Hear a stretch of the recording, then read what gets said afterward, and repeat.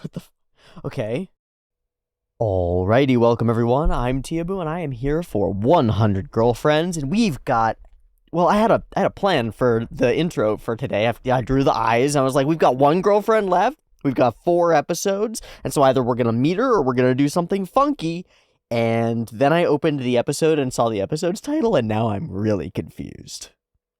So I see what looks like an Arctic research station, and the title is The World That Hair Only Grows, which I believe is a reference to The World That God Only Knows, which is another harem anime and one of my favorites, like a really fun one, where the guy is like, he's a gal game player, like he plays lots of like dating sims, and he thinks that will make him good at the real world. But then like something supernatural happens and he actually ends up having to be good at the real world, and to like he has to like make girls fall in love with him in order to save him or something. Okay, why the fuck have we titled our 9th episode of the season after another show? We are gonna do something funky here. I'm now wondering if we're even gonna meet our new girlfriend here. I had a whole thing planned where I was gonna keep this really concise. I was gonna be like, look, we know how this works. We're all on board. There's a girlfriend and we're gonna meet her. And then I was like, well, we're probably gonna do the girlfriend stuff, and then we'll do stuff with the girlfriend integrated into the rest of the group later. I think I'm wrong. I think we're going to mix it up. I think we're going to do something fun. How exciting. That totally bombs my mediocre plans for the day. That's fine. What fun.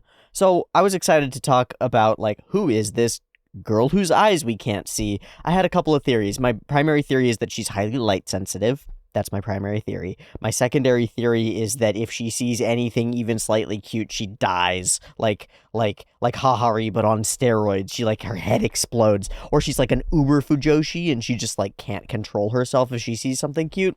I think it's probably the light sensitivity.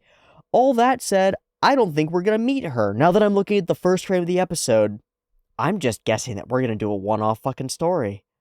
I hope we do a one-off fucking story. I hope we do a place further than the universe. I hope we all go and we have to research something insane out there in the wild blue forever, and something about the world God only knows happens. I don't fucking know.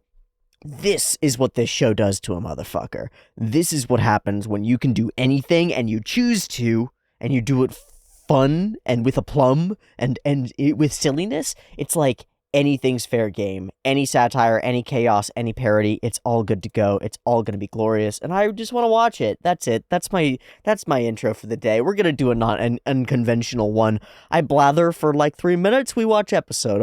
Okay, let's watch episode. I've got episode 9 of season 2 of 100 Girlfriends up and ready to go. It's titled The World Hair Only Grows. What the fuck is that? I'm so derailed. Very excited. Let's go ahead. I just like, you ever move your eyeball and suddenly can't see straight anymore? I think it's back to normal. Okay. I've got the episode up and ready to go. Let's watch season 2, episode 9 of 100 Girlfriends, The World That Hair Only Grows. Beep beep timer.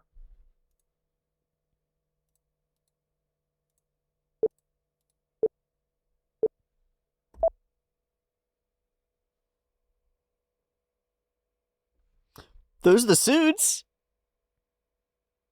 Oh. Oh, never mind. We're doing a thing. Wait.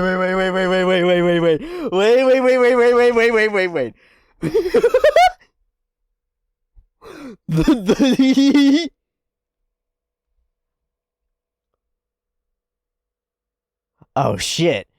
The world is out of its mind. That's the coolest thing. The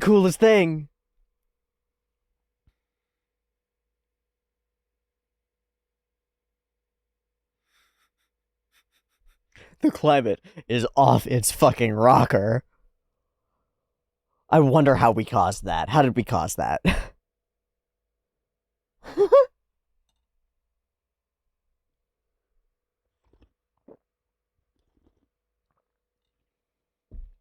Okay. Wait, is that why we have the mammoth and stuff at the end of the thing? What the fuck are we doing? Are we doing a climate apocalypse? What are we doing? And it's, oh my god, it's all justified by the meta-narrative, by the fact that we had cherry blossoms in season 2, episode 4. I love it. I love it. I love it. I love it. That's absurd.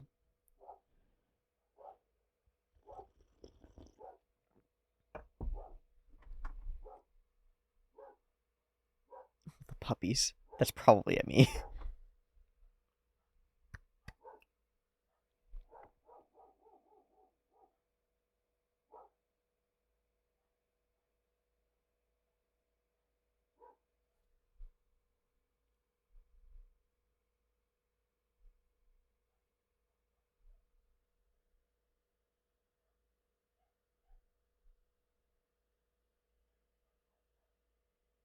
Yeah, she's covering her eyes.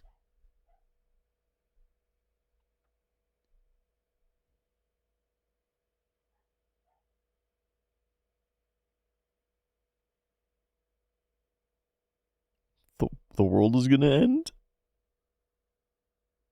Oh, he's trying to put on a brave face.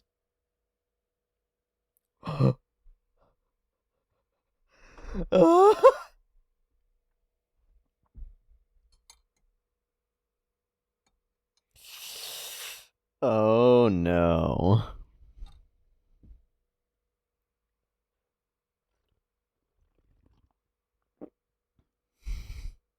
There we go.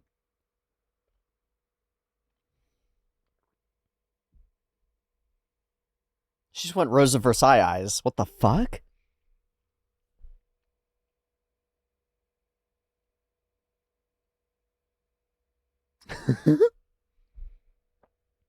Okay, we're doing hairstyles. Resettable hairstyles.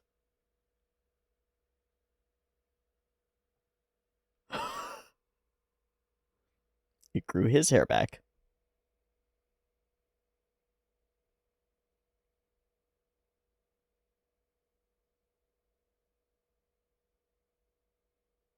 Hmm.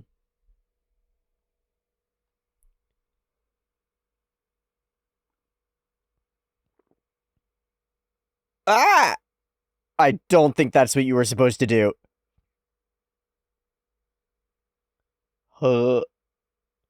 Oh.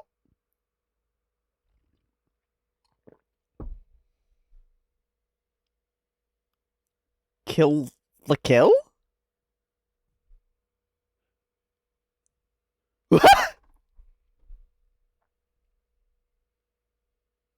Oh shit, he sprained his ankle. We've got a hair monster. What the fuck? And this doesn't even have to do with the climate apocalypse.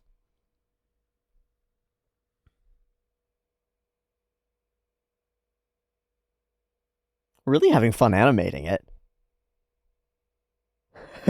And also all of them walking. Oh. Hair control medicine.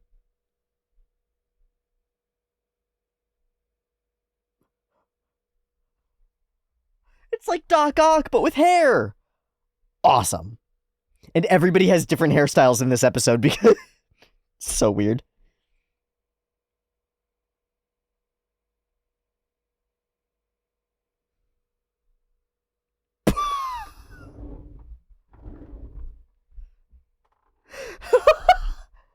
I was with it. I was with it. I'm still with it. Oh no. Ah, can't have that. Oh, it's here. Oh, fuck.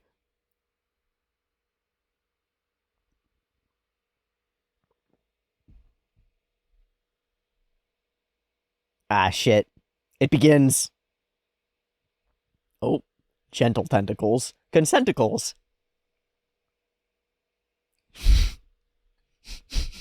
God damn it, Hahari. God damn it, Hahari. I know it hurts, but save yourself. Will she tentacle play Rentaro? I don't know. Fuck. Fuck.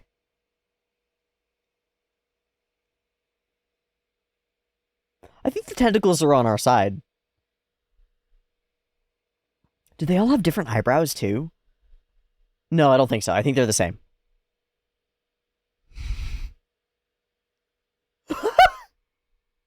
damn it. We're gonna lose them all, man.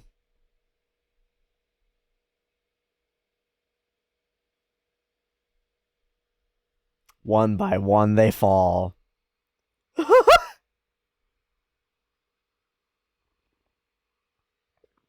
Karne, you're gonna get pulled in!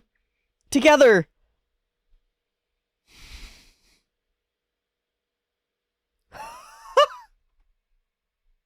Oh, go, man.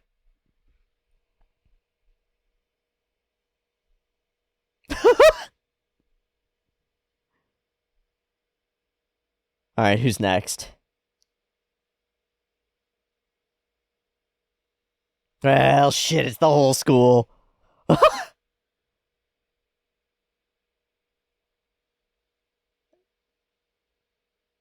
don't know about that. I don't understand. Oh, like with stuff papered all over it?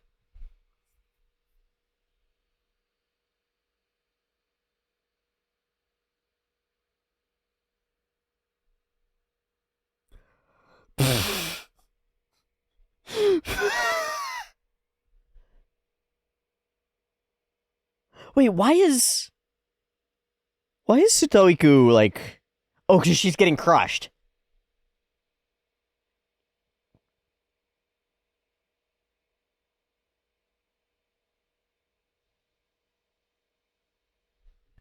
Your sacrifice will be remembered.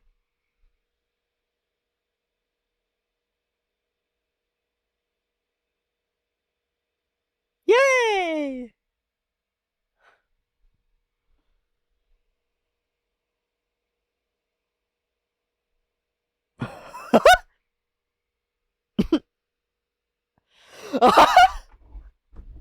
Aww. Karne really is sacrificing herself. Okay, Stoiku. Yeah, of course. Are we going through that fence? No, okay.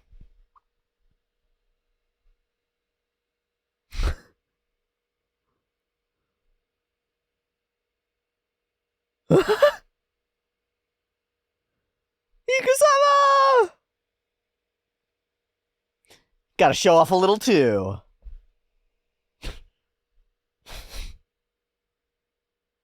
Wait, that's Girl Who Leapt Through Time? How many references can we do? Oh, shit, okay.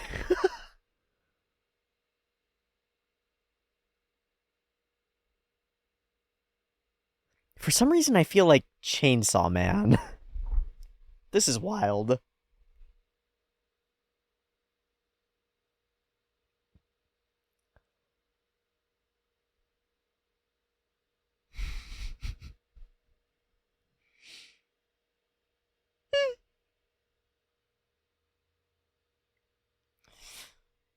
Ah, shit, they're gonna guide him away. What is Shizuka taking?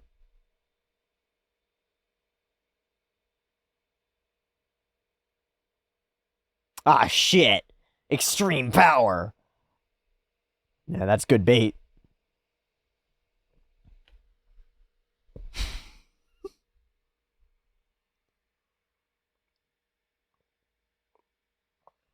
You can't let their sacrifice be in vain, man.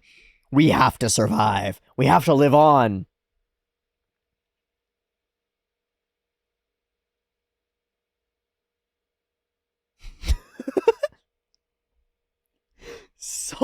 So many little dramas playing out. I feel like they could probably fit more. I wonder what that's a reference to, because I'm sure it is. I mean, every Titanic, everything like it, but, like, I wonder what it's actually a reference to.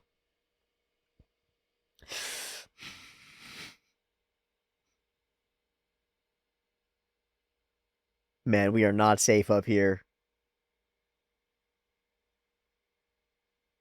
Wait, this is High School of the Dead. That was High School of the Dead. The Sonna and the standing. Yep. Yeah, and the scene too. Wow. Okay. It's not anymore. Now it really is kind of Kill la Kill. This is absurd. This is absurd. Who are you?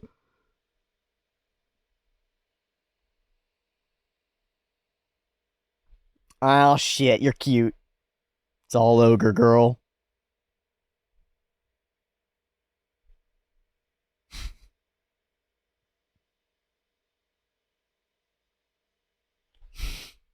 Fuck yeah, Nano. Of course you have. Of course they have. Oh, this is cool following up that they get to be the ones who work together at the end. They're still gonna get fucking caught, right?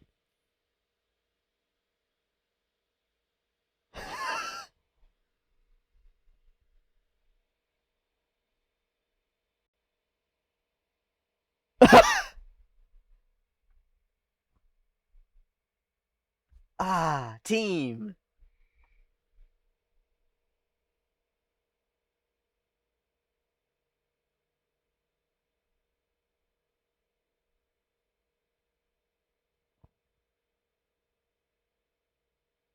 They haven't been going after him. He's a useful hostage.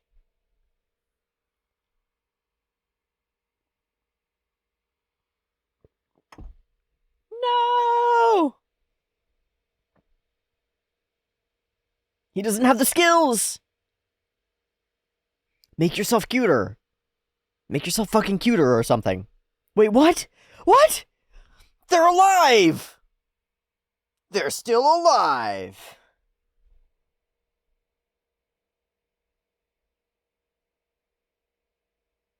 Nice. Nice.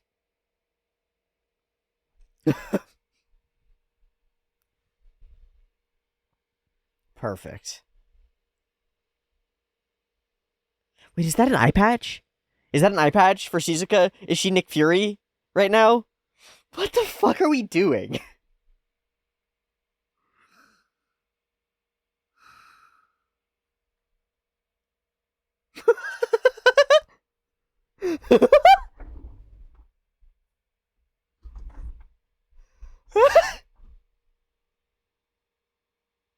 uh, uh.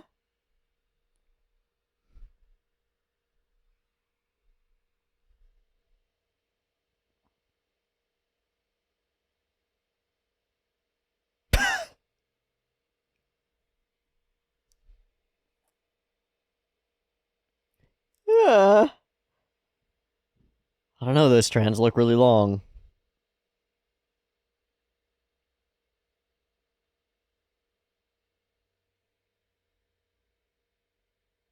Are we gonna use the helicopter to chop her hair off? That would be absurd.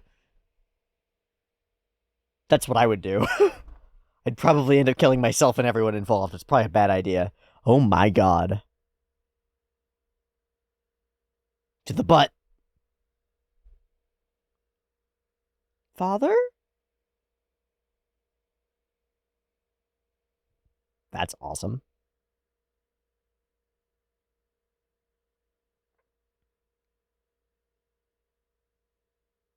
Incredibly awesome.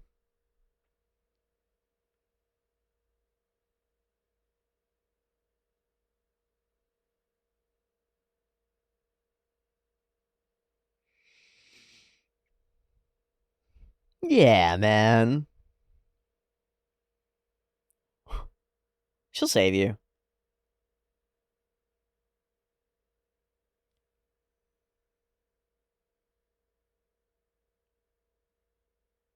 Yeah. Like, I'm sure they're all hanging out in there and it's fine. Just a little tentacly.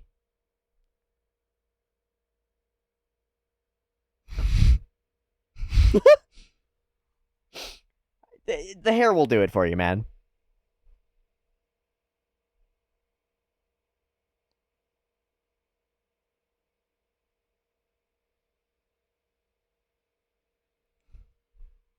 Maybe not. Ah, endless darkness surrounded by hair. Oh, hi.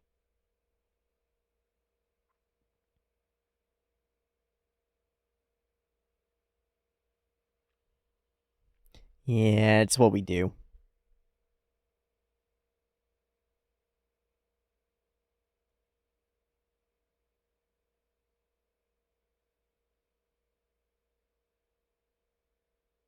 Thanks, spirit buddy.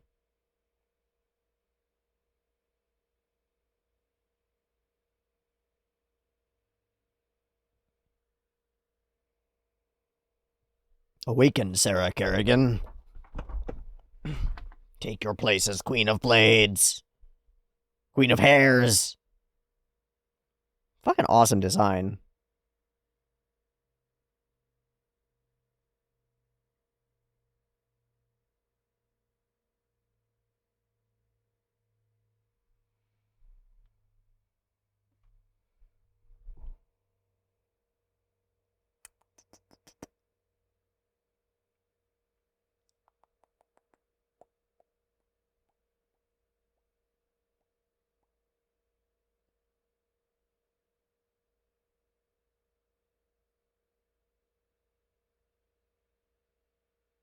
Hey, babe, we gotta give you a haircut.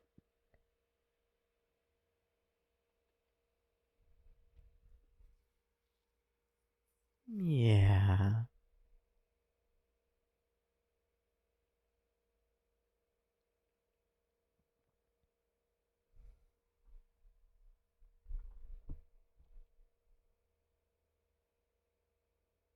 It's okay, Ray. It's okay.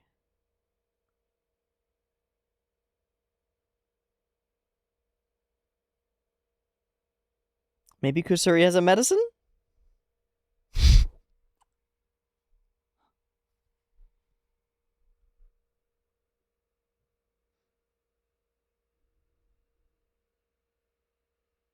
Control.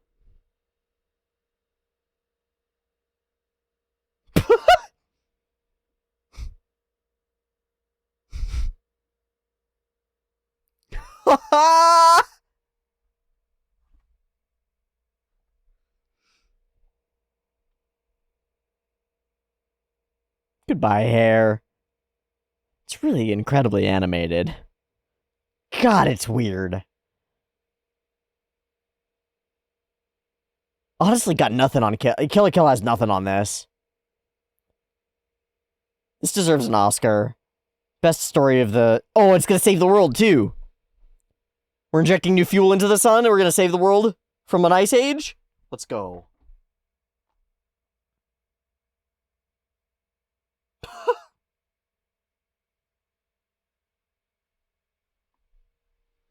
Good job, Hahari. What the fuck? What the actual fuck?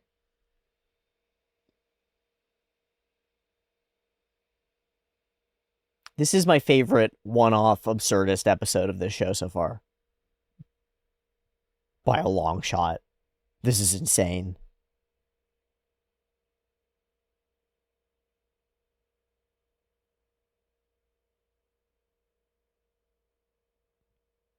Hello.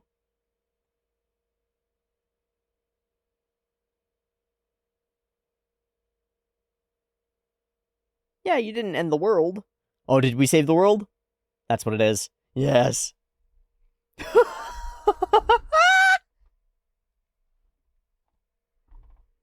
Yeah.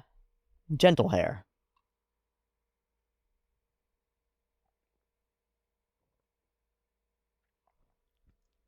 Aww. A rerun!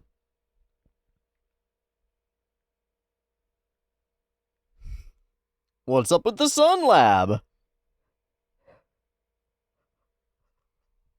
That's just what they're called. He's so confused.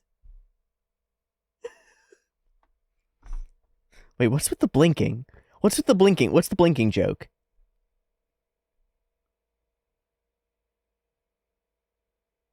I don't fucking know. Shit's wild.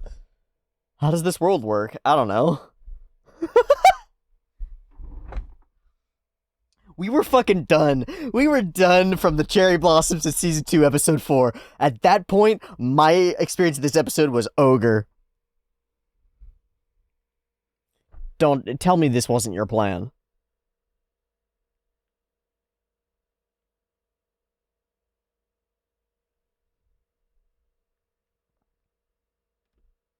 she did something he couldn't.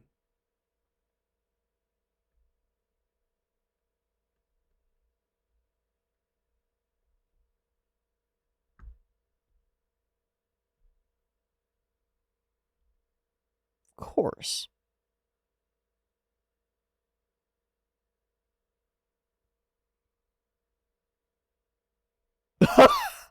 Whoa! Whoa, Kusuri! We don't say that one out loud. Kusuri got you the good stuff. Aww. Okay, that's dope. Just kidding, unless. Probably. Tabun.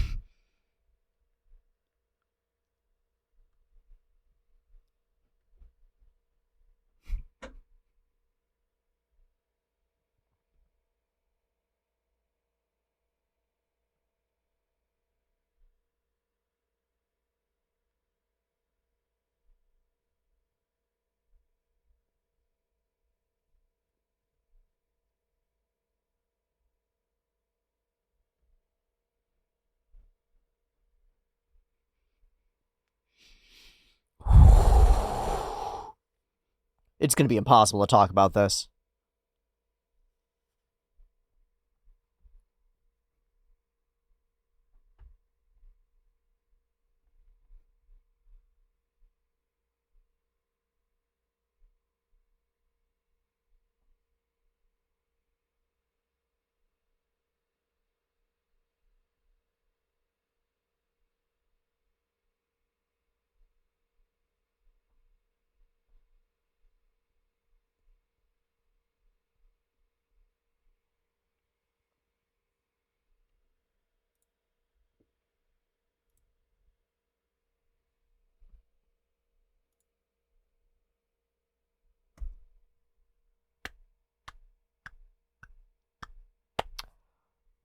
We were cooked from the moment they said there were cherry blossoms in full bloom in season 2, episode 4.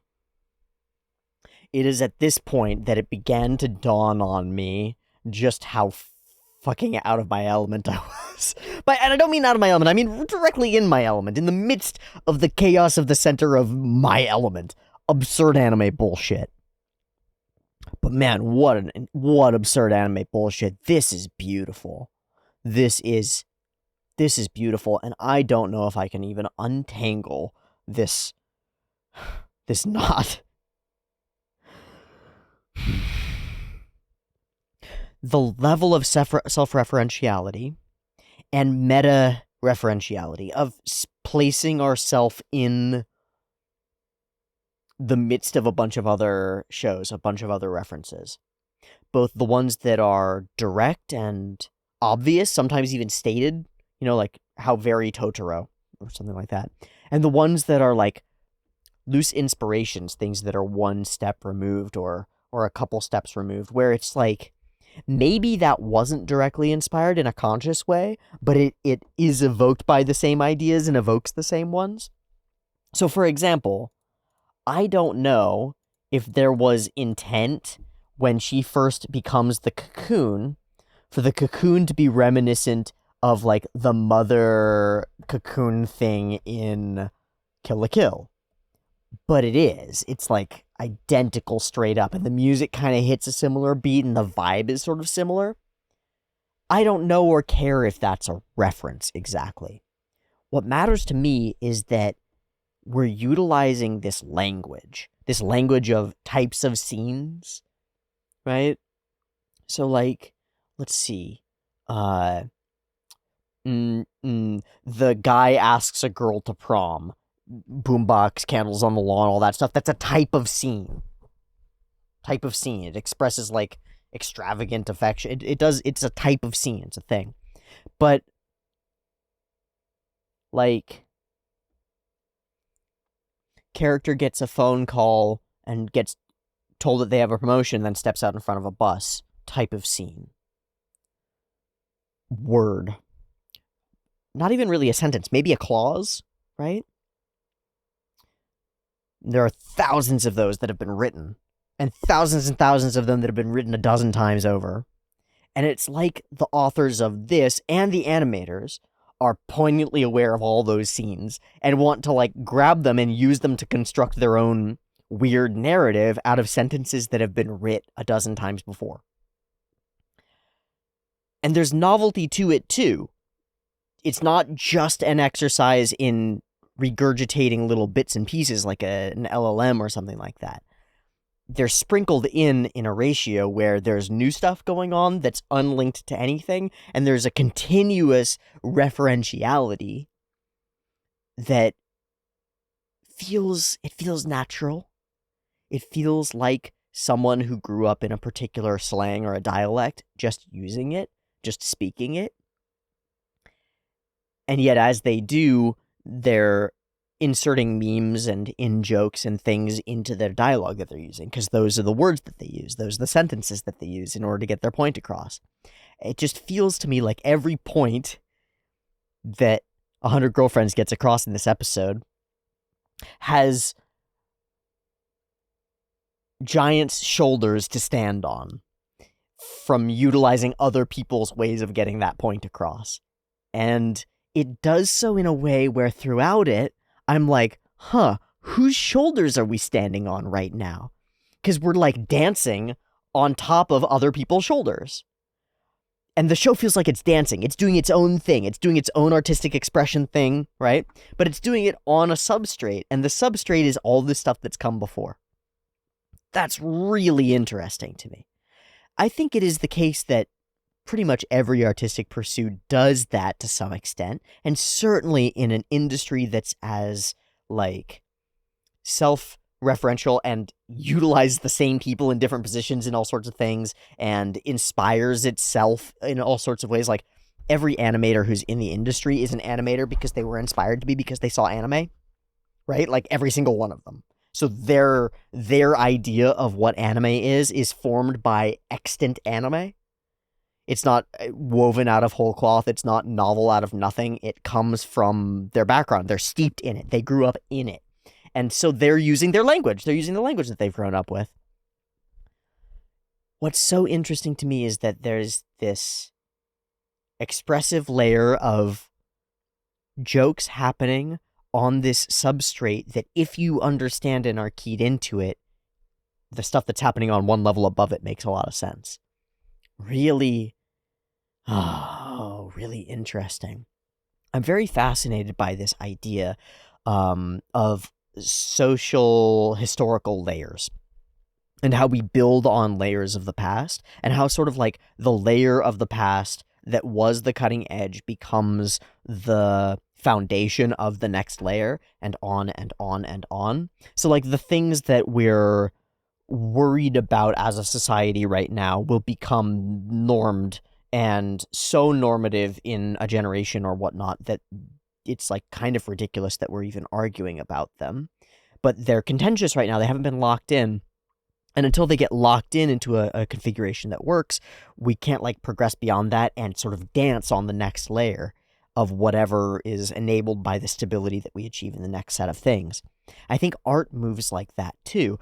Art progresses and we get a set of things that are art, and a set of like sentences that are understood, a set of scenes in movies and film and in anime that make sense to us.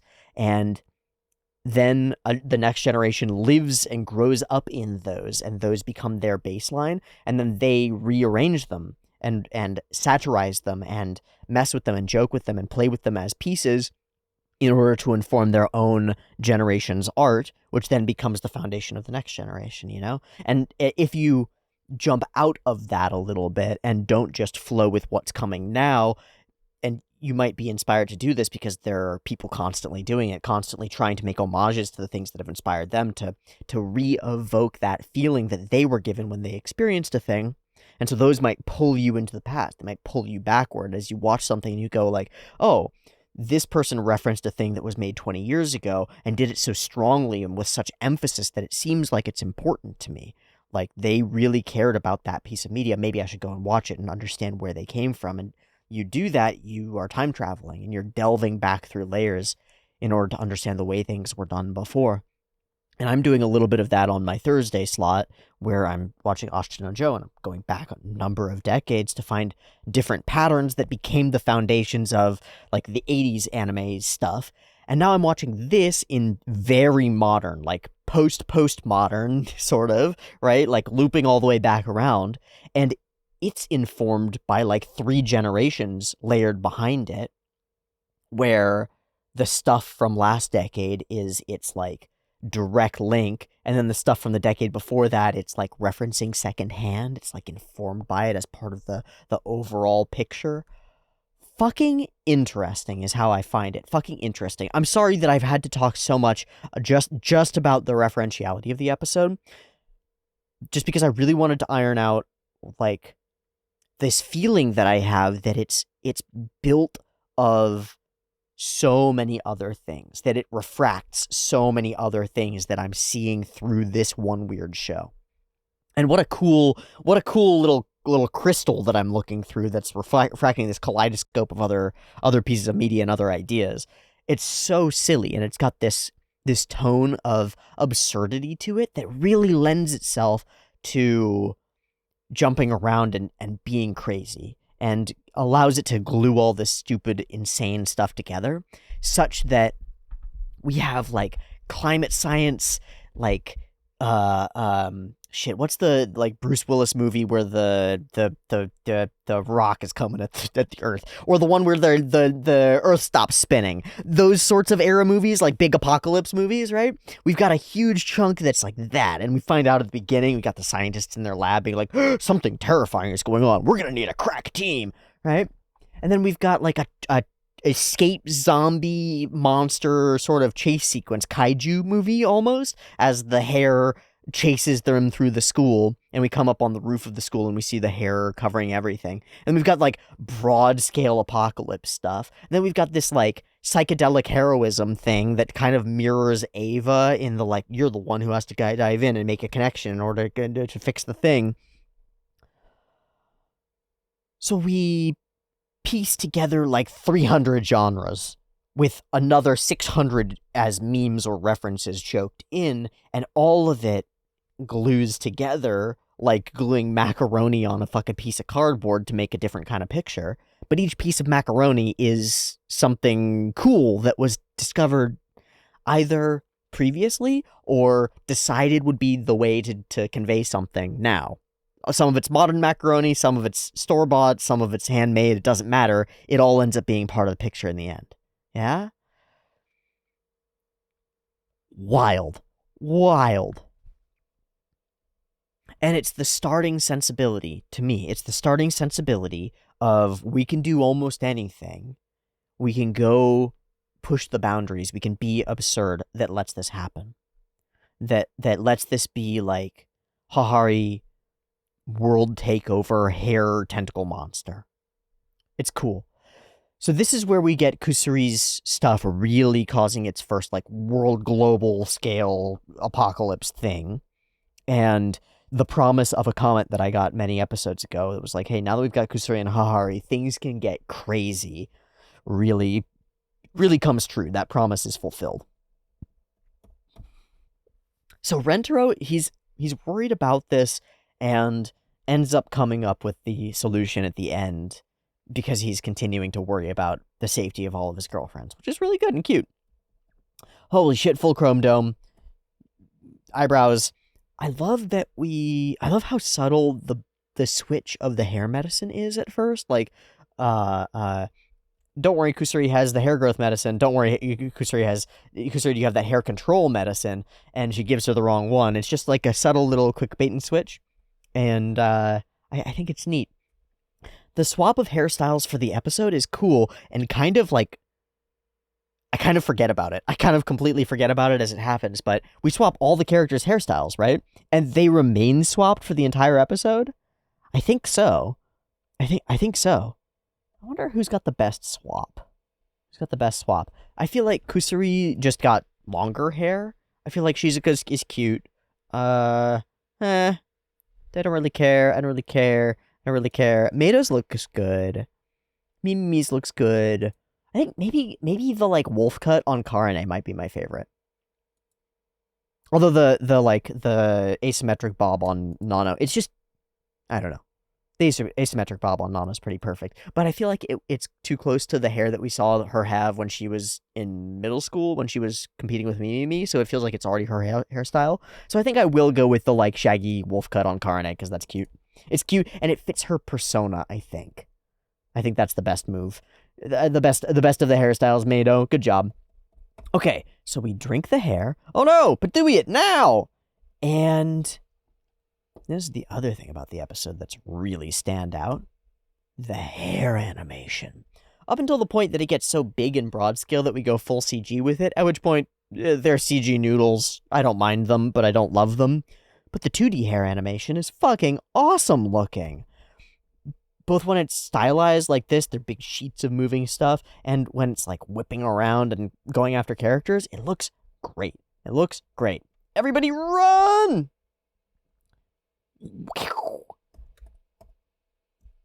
Looks great. Reminds me of Noise from Symphogear. Reminds me of all sorts of things. Has personality to it, right? I wonder if they grabbed somebody who's done this kind of stuff before for the animations on this. Because there's a level of familiarity here. I wonder. I don't know. I would be excited to look, because these shots are really neat. And then you can see, like, I feel there's a lot of strain on cuts like this one, because we got to do, like, 12 different walk cycles and have all the characters be kind of believable and on model. And I think that they emphasized being on model more than moving fluidly. For what it is, it's pretty great. Okay.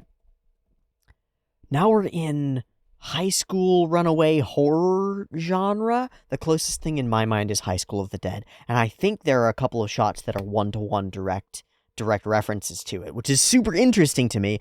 And even if they're not, I think that the stuff that Araki created for High School of the Dead, the vibe of it is so inundated into what that feels like now that it's like you can't avoid referencing it. Does that make sense?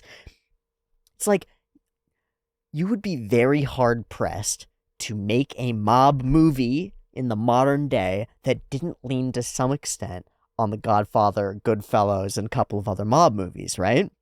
So here it's like I feel like we're running away from monsters inside the high school, and it just feels perfectly like High School of the Dead to me. I don't know. I don't know if it's intended to be. That's really cool. I like this feeling of not knowing what the author's intent was. I like it a lot. Top gag in episode possibility number 1. Hahari will be doing only one thing. There's one thing that could be driving this hair monster. Yeah, petting cute things, of course. Tentacle porn. What lives in every woman's heart? Tentacle porn. Obviously.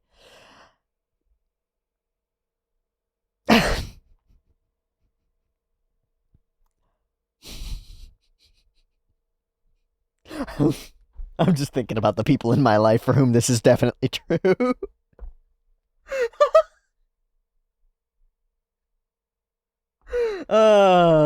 Some people are fucking perverts.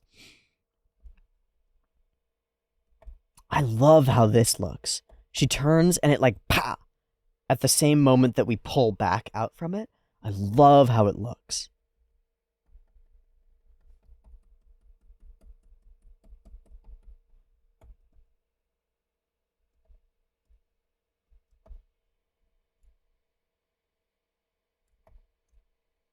It really stands out to me as an excellent cut. Everything all at once. I also feel like I've seen it before. Is my mind playing tricks on me? Or have I seen it before? I don't know.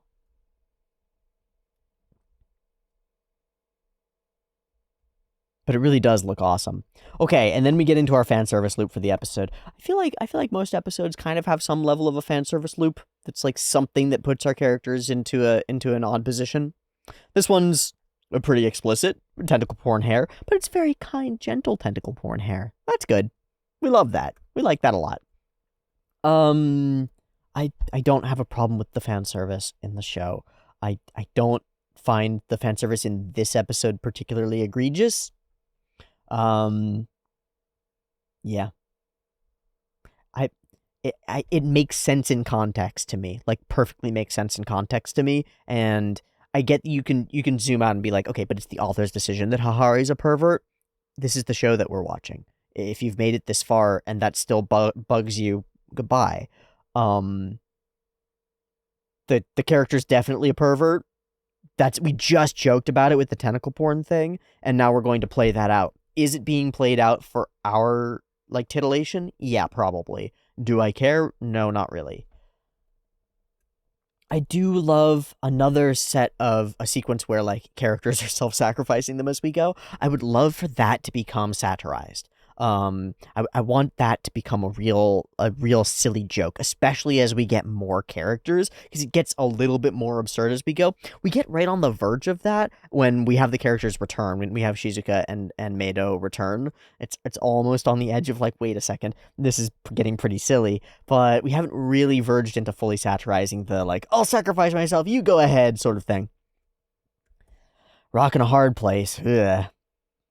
I guess we're on the tentacle sides because they're better than the principal. That's for sure. Oh, take this, might help later. Kusuri gave her the cuteness bunny drug. That's cute. Thanks, Kusuri. I'd rather die than let you go. No, actually, please let me go. You're ripping my arm off. Excellent. So we do this. We do take the piss out of the individual self-sacrifice scenes. Like, we could almost have a character be like, I was about to retire, and it would fit here. Everyone's getting tentacled. The car won't start because of the producers. She won't allow the beauty and the best to escape. That's very good. All these jokes that I didn't quite catch. What's this? I don't know. That's definitely Girl Who Leapt Through Time. Just the pose. Why? Because we can. And then here's that insane CG, which is weird and gross. It looks like soft serve ice cream, except the chicken, the mechanically separated chicken. Yummy. And then a super cute sacrifice. Bye, guys. So what is this? We can only fit one, maybe two more at most. Yeah, no idea. Too weird. So I feel like maybe it's just taking the piss out of a scene, a type of scene that plays out where people are escaping. They're like, there's no more room on the escape boats. Weird. Okay, so we end up here. 3 characters up here on the rooftop. He stands and sort of like, are you fucking serious? I don't fucking know. I do know that this is like an amazing idea for an apocalypse. It's so cool. It's so absurd. And it's instant. It's really terrifying. They get to be the cutest, coolest hairbrushers. Amazing. And we get some honestly fun action as they're running around cutting hair, making sly eyes at each other like, yeah, we'll be so cool fighting hair together. Ah, it's not an eye patch, they're sunglasses. Okay.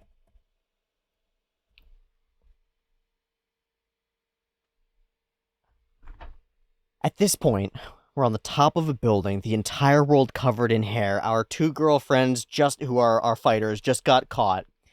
There's a helicopter above dangling a ladder down as we go, no!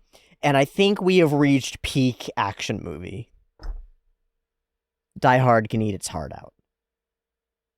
Bruce Willis can get bent. I think we've reached peak action movie. It's really cool. In this, as she says, pure absurdity, the clouds clear, and we get these moments that play out scenes as though they're like the most emotional, most crescendo of a big cinematic blockbuster feature film moment, when really the last 15 minutes have been tentacle jokes, right? And yet it worked, and yet it works, and yet we're able to do this, like, oh yeah, big cinematic, heroic, rah. How the fuck? Because we started out with the premise that anything fits. Because we started out with anything fitting, anything can fit. It's so powerful. It's so powerful. So cool. The only one of the fan services that I find sexy is that one. I don't know. Gosh. How does it nail things that I've seen directors struggle so hard to nail? Like the lull when your characters find like a safe house, or they're in the like floating fortress that nobody can get to, or whatever it is. They're safe for a little bit and they get to chat for a moment. There's this lull. We go from peak action to this little lull as we decide what to do next, and that's a moment. It's a moment that happens across media, throughout all kinds of films, and I've seen directors struggle with it immensely or forget about it completely, dispense with it entirely, or make it drag out too long and fail to make it compelling. We're able to make it compelling. We're able to land that beat. It's really stunning to me. It's really stunning to me that in the midst of stupid, absolutely bog stupid, there's dramatic genius. Dramatic genius in this show.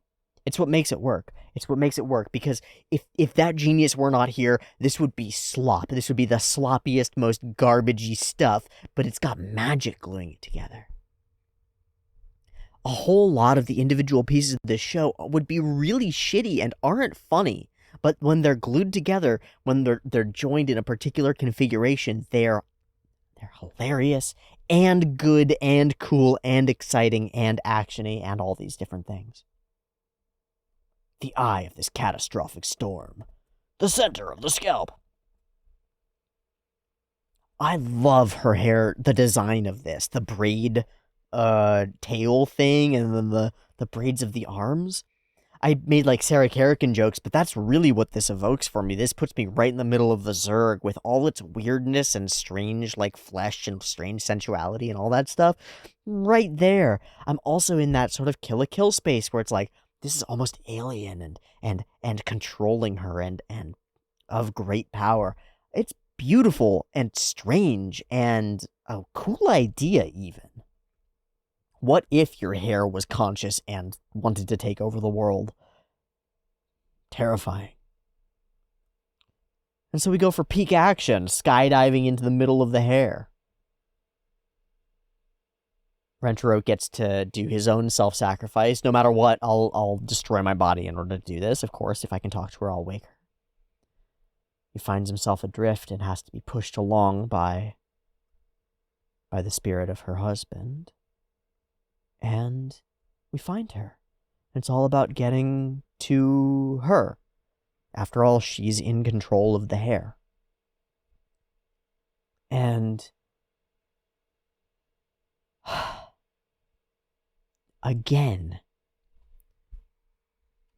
off the back of 17 minutes of pure stupid, we are able to have like 3 minutes of deep sincerity.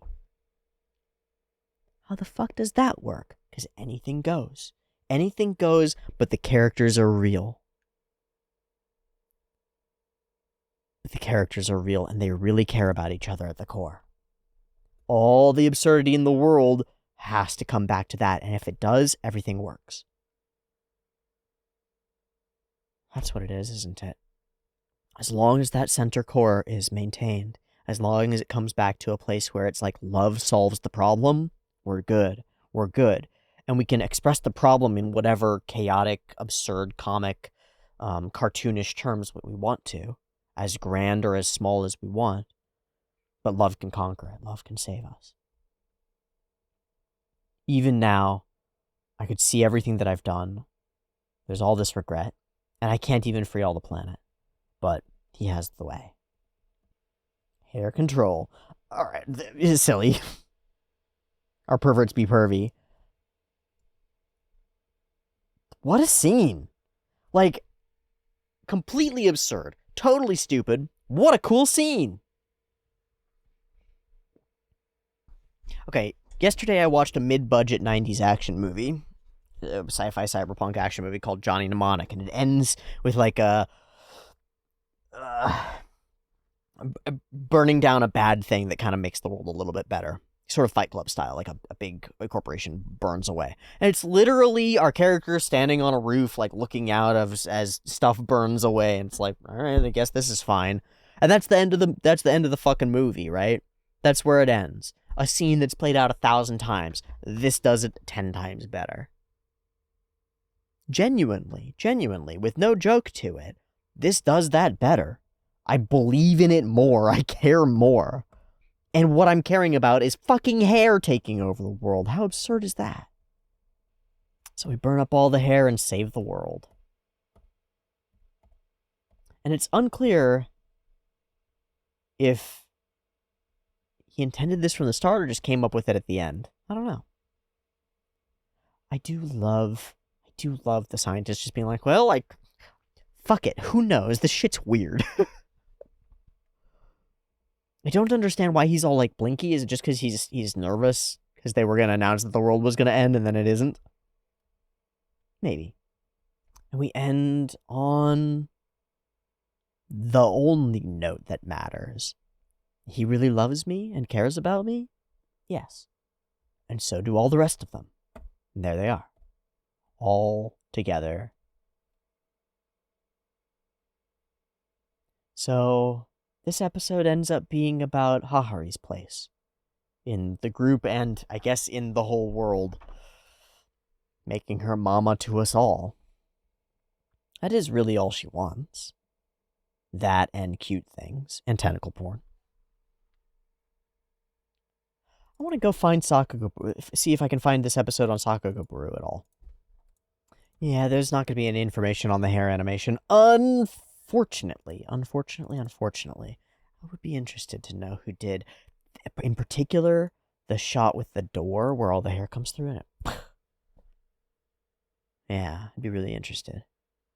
Otherwise, this was a blast. I really like this as like a one-off episode. It manages... It really demonstrates how fucking dense the show can be, because this ends up filling the whole episode instead of being a half, and just shows how much we can get done in a full episode of this show. From the introduction of the whole circumstance with the hair medicine, all the way through to the conclusion, and wrapping up so many interesting threads as we go, having character moments for every character as we go. I think this one nailed it. And is a strong contender for my favorite episode of this season. Just because it's so powerful at blending a bunch of bullshit together and coming up with a really interesting smoothie. What a yummy smoothie! I hope you enjoyed drinking it down, because I sure did. That was weird. Hair? Yeah, hair. Bind moggled. I guess I'll wrap there. Thanks so much for watching this week's episode of 100 Girlfriends with me. I'll see you next time for more, and I think we will probably end up meeting that new girlfriend this time, yeah? If not, then we'll keep doing weird stuff, and I'll keep being here for it, because the weird and the fun just seem to happen at the same time when this show's involved. Thanks so much for watching with me. Catch the next one early on the Patreon. Otherwise, I'll see you next week. Peace.